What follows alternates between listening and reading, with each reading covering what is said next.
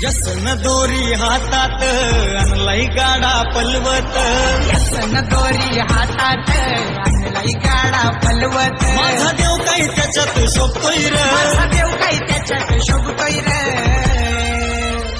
छकड्यात बसून लाडका गणपती बाप्पा आमच्या घराला आलाय. छकड्यात बसून लाडका गणपती बाप्पा आमच्या घराला आलाय रे. छकड्यात बसून लाडका गणपती बाप्पा आमच्या घराला आलाय. छकड्यात बसून लाडका गणपती बाप्पा आमच्या घराला आलाय.